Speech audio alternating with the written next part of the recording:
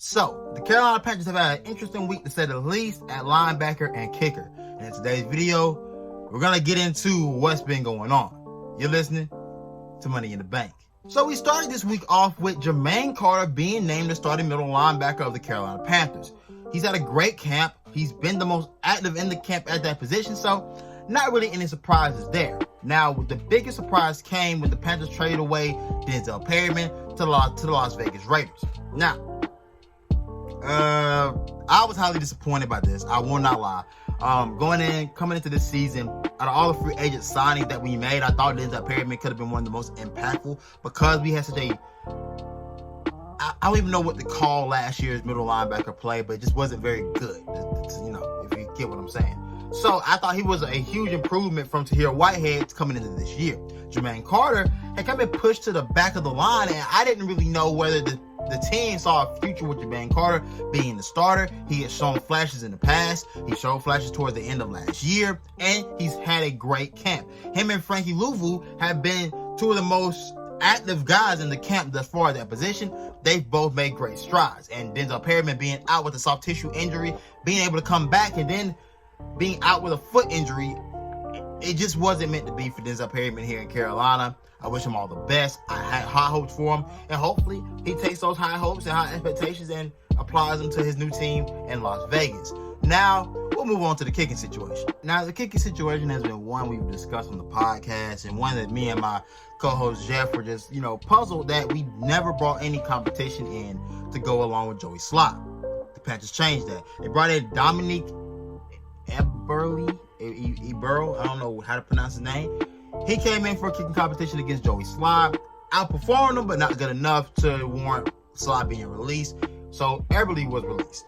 Now the Panthers traded for, hold me a second here, Ryan Santoso of the New York Giants, strong-looking kicker, big guy. I don't know how good he is, I'll be honest with you. I've heard good things. I've heard better things than I heard about Joey Slott, so I will roll with that. So the Panthers still trying to figure out the kicking situation, and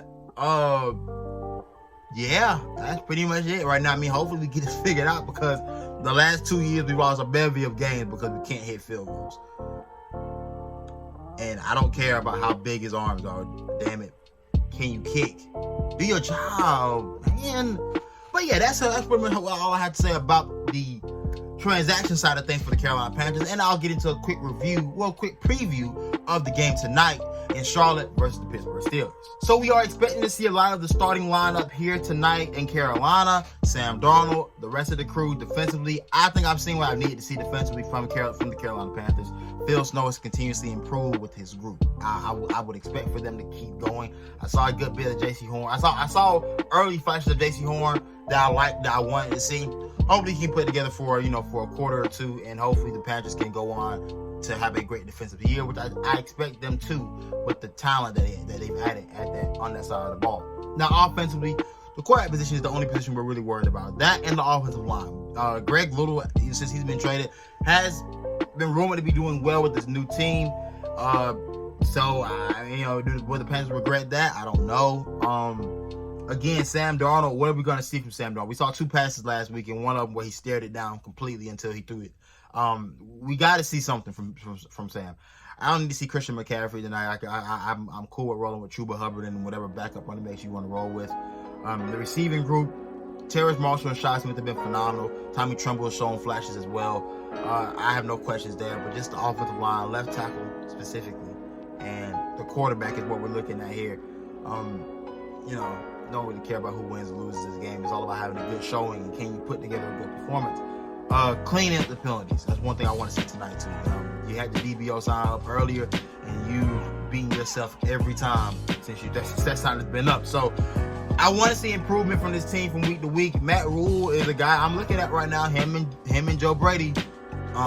It's time for y'all to start being the guys that we were picking to lead us into the future of this franchise, man. So I want to see improvement from this team overall. I'm keeping my expectations low for this team going into the season. But be sure to like and subscribe to the channel. Click the notification, get these things as soon as they drop. And